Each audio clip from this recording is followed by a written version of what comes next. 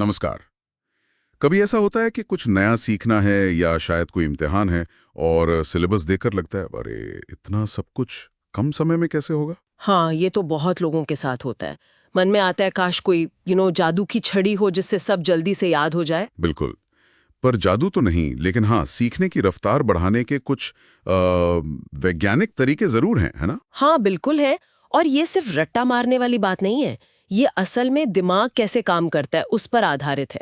मतलब स्मार्ट तरीके से सीखना। तो चलिए इन्हीं कुछ तरीकों पर बात करते हैं। सबसे पहले मैंने सुना है एक्टिव रिकॉल के बारे में। ये क्या है? सिर्फ पढ़ना नहीं है ये? नहीं, सिर्फ पढ़ना तो पैसिव हो गया।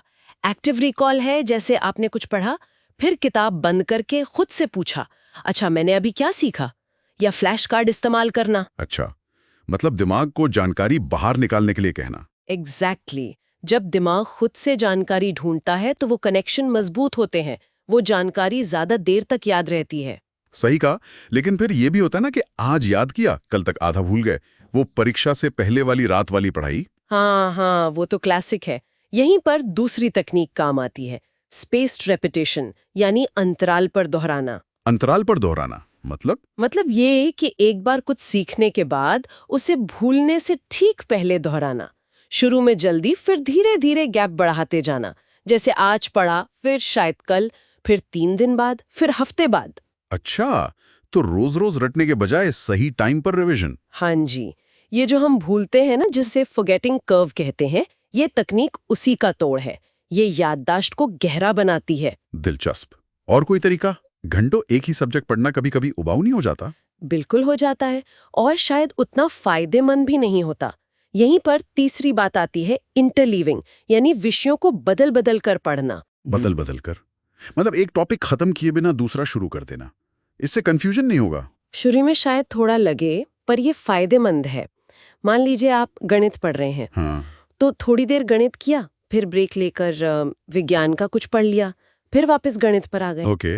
इससे दिमाग अलग अलग कॉन्सेप्ट्स के बीच फर्क करना और उनमें कनेक्शन बनाना सीखता है। प्रॉब्लम सॉल्विंग स्किल्स बेहतर होती हैं। ये तो सोचने वाली बात है।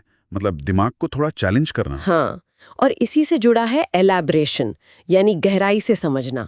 सिर्फ फैक्ट्स रटना नहीं। मतलब ये पूछना कि क्यों और कैसे। बिल्कुल। जो सीखा उसे अपने शब्दों में समझाना, उसे अपनी लाइफ के किसी उदाहरण से जोड़ना। इससे वो सिर्फ जानकारी नहीं रहती, समझ बन जाती है। जैसे कि वो फाइनमैन तकनीक, जिसमें किसी मुश्किल चीज को आसान भाषा में समझाना होता है। हाँ, वो भी इसी का एक रूप है। किसी बच्चे को समझा रहे हो ऐसे। जहां अटके समझो वहीं आपकी समझ कमजोर है। और हाँ, एक और चीज, माइंड मैपिंग। हाँ, वो डायग्राम्स बनाना, रंगों का इस्तेमाल करना, जानकारी को विजुअली ऑर्गेनाइज करने के लिए। सही। तो ये सब तरीके हैं, active recall, spaced repetition, interleaving, elaboration, ये सब मिलकर सीखने को ज्यादा असरदार बनाते हैं। तो मतलब मेहनत तो करनी है, पर स्मार्ट तरीके से। पैसिव होकर बस पढ़ते जाने से कहीं बेहतर है ये। बिल्कुल।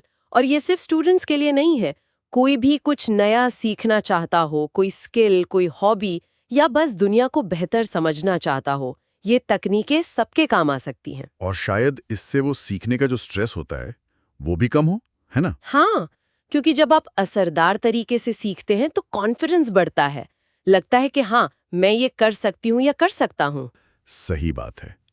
तो सोचिए, इनमें से अगर एक दो तकनीकें भी अपनी रोज की आदत में शामिल कर ली जाएं, तो सीखने का पूरा अनुभव कितना बदल सकता है। ये एक तरह का इन्वेस्टमेंट है अपने दिमाग में, जिसका फायदा लंबे समय तक मिलता है। तो जाते जाते हमारे श्रोताओं के लिए एक सवाल छुड़ जाते हैं। हाँ, ये सोचें कि आज हमने जिन तकनीकों की बात की, उनमें से कौन सी एक तकनीक है जो किसी की मौजूदा सीखने की आदत में सबसे बड़ा पॉजिटिव बदलाव ला सकती है, और क्यों?